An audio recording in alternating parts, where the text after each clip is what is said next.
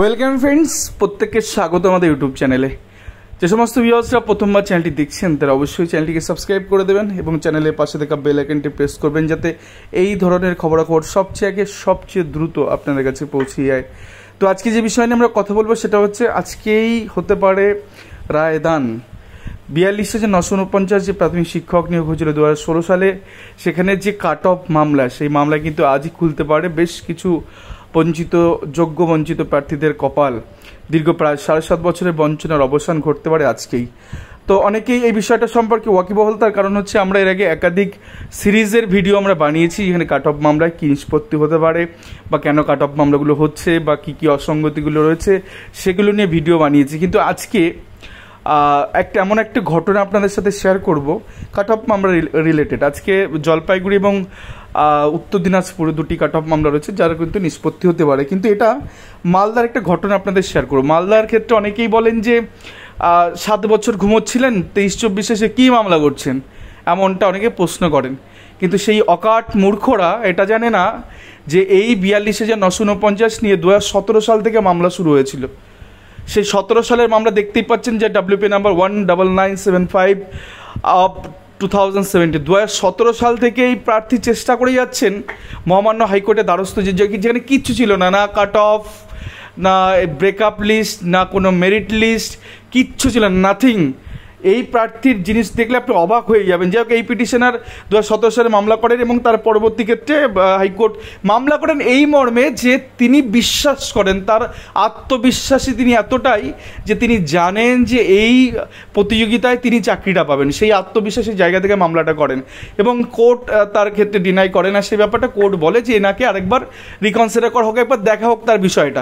সেক্ষেত্রে West Bengal board of primary education তাকে হিয়ারিংয়ের জন্য ডাকে এবং সেই ডেটটাও দেখতে পাচ্ছেন 5 জানুয়ারি 2018 আড়াইটের সময়, বেলা 2:30 সময় তাকে ডেকে পাঠায় প্রাথমিক শিক্ষা পর্ষদে। তো RC বাগচি তৎকালীন সেক্রেটারি সই করা দেখতে পাচ্ছেন। তো সেই অনারেবল কোর্টের ডিরেকশনে, যেটা 24/10/2017 সালে পাস হয়েছে, তার বেসিসে এই প্রার্থীকে হিয়ারিংয়ে বা শুনানির জন্য ডাকা হয় আমাদের প্রাথমিক শিক্ষা পর্ষদে। দেন খুব পরিষ্কার একটা কথা দেখুন, যেহেতু তখন কাট অফ প্রকাশিত হয়নি, তখন কোনো কিছু সব ব্রেকআপ সামনে নেই, তো এই প্রার্থীকে দুটো জিনিস সেখানে বলা হয় প্রার্থীর উদ্দেশ্যে।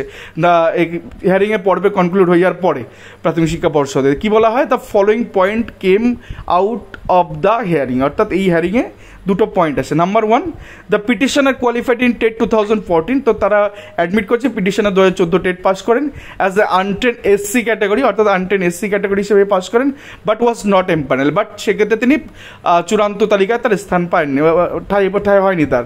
নাম্বার 2 কি বলছে, খুব গুরুত্বপূর্ণ, ভালো করে পড়বেন। It is found that his total merit score, অর্থাৎ তার total merit score is less than that the last empanel candidate in the respective untrained general and SC category, অর্থাৎ তার নিজের ক্যাটাগরি এবং আনট্রেন্ড। এই কারণ পরিষ্কার দেখুন, এক্ষেত্রে RC বাগচির এই রিপোর্টে পরিষ্কার বোঝা যাচ্ছে যে এই প্রার্থীকে যেটা বলা হচ্ছে যে তিনি জেনারেল মানে আনট্রেন্ড জেনারেলও কম্পিটিশন করবেন, সেখানে তিনি পাননি, এবং তিনি জেনারেল নিজের ক্যাটাগরিতে কম্পিটিশন করবেন SC ক্যাটাগরি, সেখানেও তিনি পাননি। তো পরিষ্কার RC বাগচি ম্যাডাম এই রিপোর্টে সাইন করেছেন, মানে রিপোর্টটা তিনি হয়তো দিয়েছেন। তো সেক্ষেত্রে পরিষ্কার বলছে এই SC ক্যাটাগরি আনট্রেন্ড জেনারেলও তিনি সুযোগ পাননি, মানে তার কাট অফের নিচে পেয়েছেন, এবং তার যে ক্যাটাগরি সেখানেও তিনি তার নিচে নাম্বার পেয়েছেন, যার জন্য তিনি এমপ্যানেল হতে পারেননি। তাহলে এখান থেকে এটুকু পরিষ্কার যে প্রাথমিক শিক্ষা পর্ষদ অ্যাজ পার রুলস একজন সংরক্ষিত প্রার্থী সে জেনারেলও যেতে পারে এবং তার ক্যাটাগরিতেও যেতে পারে। এখান থেকে প্রাথমিক শিক্ষা পর্ষদ বলছে, আমরা সেটেল লফা ভুলে গেলাম, প্রাথমিক শিক্ষা পর্ষদ এই কথাটা বলছে হিয়ারিংয়ের পরে। কত বড় মিথ্যাচার করেছে আপনাদের দেখাবো। 2017 সালের ব্যাপার 2018 সালে হিয়ারিং করাচ্ছে, আজ পর্যন্ত 2024-এ দাঁড়িয়ে এখনো পর্যন্ত এই প্রার্থীকে চাকরি দেয়নি প্রাথমিক শিক্ষা পর্ষদ। সত্যতা প্রমাণ করে দেবো, গোটা সিনারিও কী হয়েছে এই প্রার্থীর সাথে দেখাবো। হ্যাঁ, 2023-24-এ 7 বছর ঘুমায়নি, 2017 সালে মামলা করেছিল এই প্রার্থী, দেখাবো গোটা ঘটনা। তো দেখুন, এই যে পুরো পরিষ্কার যখন মামলাটা করা হয় তখন পরিষ্কার 10.252 মোহাম্মদ রাজু মালদা ডিস্ট্রিক্টের জেনারেল চাকরি করেছে 10.252। সেক্ষেত্রে এই পিটিশনার উইদাউট ইন্টারভিউ, উইদাউট এই যে লেখা আছে উইদাউট অ্যাডিং ভাইবা বসি and aptitude test, interview aptitude test বাদেই তার নাম্বার 11.685। কেন চাকরি দাওনি তুমি একে? বারবার প্রথমে মামলা করলো, একটা অর্ডার দিল, হিয়ারিং হলো, দিল না। আরটি অ্যাপ্লিকেশান, নিজের নাম্বার জানতে চেয়েছি but RT application first appeal second appeal করে তারপরেও দিল না। 2018 সাল কেটে গেল এইভাবে। 2019 সালে আবার মামলা ঢুকলো, যে কেন আজকে মামলা ঢুকলো এই মর্মে যে আমি এবার প্যানেল পেয়েছি, আমার কাছে ডিস্ট্রিক্ট ওয়াইজ প্যানেল রয়েছে, এবার আমাকে দিন, আমি এত দেখিয়ে দিচ্ছি পৃষ্ঠা নাম্বার এত এত এত এই চাকরি পেয়েছে, তাহলে আমি কেন পাবো না? আজকে প্যানেল প্রকাশিত হলে অনেকের টাইট হয়ে যেত অনেক কিছু, সেটা তো হয়নি। যাই হোক, ইনি ভদ্রলোক প্যানেল পেয়েছিলেন, তারপরেও দেয়নি চাকরি। দেখাবো কত বড় শয়তান এরা। তো যাই হোক, তারপরে দেখুন এটা জাস্টিস গাঙ্গুলি প্যানেল দেখেছেন, জানো তো, জাস্টিস গাঙ্গুলি এই ডিস্ট্রিক্ট ওয়াইজ প্যানেল দেখেছেন, কিন্তু তিনি কেন অ্যাপটিটিউড টেস্ট আর ইন্টারভিউ পর্যায়ে ঢুকে গেলেন? এত বড় একটা বড় কি বলবো বেনিয়মকে সামনে রেখে তিনি দেখলেন, অথচ এই ব্যাপারে ঢুকলেন না, জানি না কেন করলেন। যাক, the grievance of the writ petitioner is that ওই কিছু নাম্বার নিয়ে একটু ফ্র্যাকশনে গন্ডগোল ছিল, তবুও তার 11-র উপর নাম্বার, কোথায় 10.252, কোথায় 11-র উপর নাম্বার। যাই হোক, তারপরে দেখুন showing page number 125 of the writ application annexure P13, পরিষ্কার লেখা আছে, learned advocate of the petitioner submit that on Mohammad Raju at serial number 139 was empaneled in para teacher category who got 10.252 a total marks. The petitioner contention is that even সে যদি 0 পায় তাও সে এর থেকে বেশি number পাবে। বাট এই এমডি রাজু প্যারা টিচার নন, ইনি সাধারণ প্রার্থী, ইনি কনভার্টেড হতে গিয়ে তিনি সেখানে পেয়েছেন প্যারা টিচার গোটায়। রিপোর্ট, সেক্ষেত্রে report file the primary school council does not deal with the basic allegation of the writ petition. The petitioner has made out a case that the untrained scheduled caste candidate for the post of the primary teacher in Malda district, he secured higher marks in the selection process than a general candidate. Thereafter he should be treated as a general candidate for selection. পড়ছে justice Ganguly এই কথা লিখেছেন। তাহলে এটা কি করে হয়? তিনি যদি জেনারেল ক্যাডার ক্রস করে যান তাহলে তো তিনি জেনারেল হিসাবে অ্যাপয়েন্টমেন্ট পাবেন। জাস্টিস গাঙ্গুলি এরকম একটা কথা তিনি বলেছেন। এবং the petitioner highlight that many general candidate secure less than then him, অর্থাৎ তার থেকে প্রচুর সংখ্যক প্রার্থী তারা জেনারেলে কম নাম্বার পেয়ে চাকরি করছে। বাট একজন সংরক্ষিত প্রার্থী তিনি কেন পাবেন না?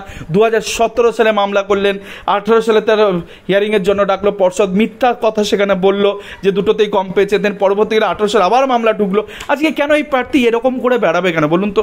একটা স্বশাসিত সংস্থা তারা পারতো না এই পিটিশনারকে যোগ্যতার ভিত্তিতে তাকে চাকরি দিলে তো মুখোশটা খুলে যাবে, এই কারণে দেয়নি। যাক, তারপর দেখাবো দ্য পিটিশনার পরবর্তী ক্ষেত্রে জাস্টিস কৌশিক চন্দ্র, তার কাছে ম্যাটারটা গেল জাস্টিস গাঙ্গুলি পরে। The petition appear for the post of primary teacher in Malda district, the board acknowledge that the petitioner has secure 13.013। এবার তার নাম্বার জেনে গেল যে ইন্টারভিউতে কত পেয়েছে, অ্যাপটিটিউড টেস্টে কত পেয়েছে। দেন তার নাম্বারটা দাঁড়ালো 13.013।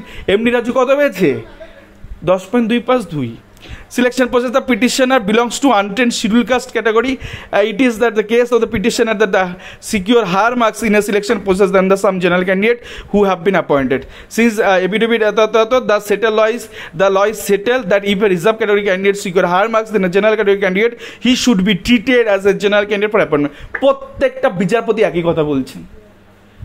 যাই হোক, 1 মাসের মধ্যে একটা কনসিডার করার অর্ডার দিলেন, অর্থাৎ 1 মাসের মধ্যে যদি এই প্রার্থী সব কিছু ঠিকঠাক থাকে তাহলে এই প্রার্থীকে নিয়োগের নির্দেশ দিলেন জাস্টিস কৌশিক চন্দ্র, প্রাথমিক শিক্ষা পর্ষদ। তারপরেও ঘোল খাইয়েছে, তারপরেও রাউন্ড অ্যান্ড রাউন্ড ঘোরাচ্ছে। আজকে অনেকেই বলছেন দাদা মামলাটা তো আপনি 23-24 করছেন, 7 বছর ঘুমোচ্ছে। দাদা ঘুমোয়নি। 17 সালে যখন নিয়োগ দেওয়া শুরু হলো এই প্রার্থী নিজের আত্মবিশ্বাস থেকে শুরু করেছিল যে না আমার পরীক্ষা ভালো হয়েছে, আমি এখান থেকে আমি ছিটকে যেতে পারি না, এই মর্মে কোর্টে মামলা দায়ের করেছি। কিন্তু কিছু তো আপনি দেননি। প্রাথমিক শিক্ষা পর্ষদ না কাট অফ, না ডিস্ট্রিক্ট ওয়াইজ প্যানেল, না ব্রেকআপ, তখন তো কিছুই ছিল না। কি করে করবে একজন প্রার্থী? হাইকোর্টে দ্বারস্থ হবেটা কি করে? এই প্রার্থী গেছে 2017 সাল থেকে, আজকে 24 সালে দাঁড়িয়ে 7.5 বছর হতে চললো এই প্রার্থীর সাথে বঞ্চনা করেছে প্রাথমিক শিক্ষা পর্ষদ। আজকে সিআরপিসিতে হয়তো ক্যাপিটাল পানিশমেন্ট হয়তো রয়েছে, আমি তো বলবো যেদিন সিভিলে আসবে না এই প্রত্যেকটা আধিকারিকের সর্বোচ্চ ক্যাপিটাল পানিশমেন্ট দেওয়া দরকার, তাহলে একমাত্র সমাজে জাস্টিসটা ফিরে আসবে। এরকম হতে পারে একজন প্রার্থী 7.5 বছর কোর্টে ঘুরে বেড়াচ্ছেন আর এরা মিথ্যাচার করে যাচ্ছেন। একজন তো গেছে, আরও এই যারা এফিডেভিটগুলো দিয়েছে না তাদেরকে প্রত্যেকেই যাওয়া দরকার। যাক, এই ছিল আজকে ভিডিও। আজকে এই মুক্তি হয় কিনা এই সমস্ত প্রার্থীদের, তার জন্য আমরা তাকিয়ে থাকবো মহামান্য হাইকোর্টের দিকে। ধন্যবাদ।